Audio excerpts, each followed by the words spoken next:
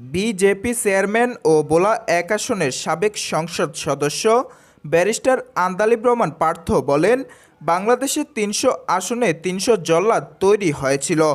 এমন কোনো অপকর্ম নেই এই আওয়ামী লীগের দালাল ও আওয়ামী লীগের স্বৈরাচারী সরকার বাংলাদেশে করে নাই। আপনারা জানেন সেই ১৭ বছরে কত অত্যাচারিত মানুষ হয়েছে। ৩০০ আসনে ৩০০টা জল্লাদ দাঁড়িয়ে গিয়েছিল। এমন কোন অপকর্ম নাই এই আওয়ামী লীগের দালাল আর আওয়ামী লীগের স্বৈরাচারী সরকারের এমপিরা বাংলাদেশে করে নাই। ১৭ বছরের এই অন্যায়ের কথা আমি ১৭ মিনিটে শেষ করতে পারবো না। আমি শুধু অল্প কিছু কথা বলছি। আমি সবসময় বলি, বড় নেতা হওয়ার চেয়ে ভালো মানুষ হওয়া অনেক বেশি জরুরি। আজকে আওয়ামী লীগ সরকারের এই পতন আমরা করি নাই।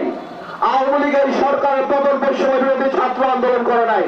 আওয়ামী লীগ সরকারের পতন হয়েছে আল্লাহ তাআলা।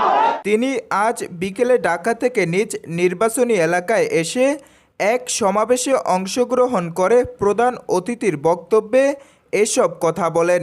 এর আগে হাজার হাজার নেতাকর্মীরা মোটরসাইকেল বহর নিয়ে ব্যারিস্টার আন্দালিব রহমান পার্থকে ইলিশা লঞ্চঘাটে স্বাগতম জানান ও ফুলের শুভেচ্ছা জানান।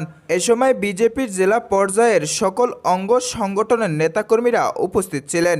News desk ৫১ television.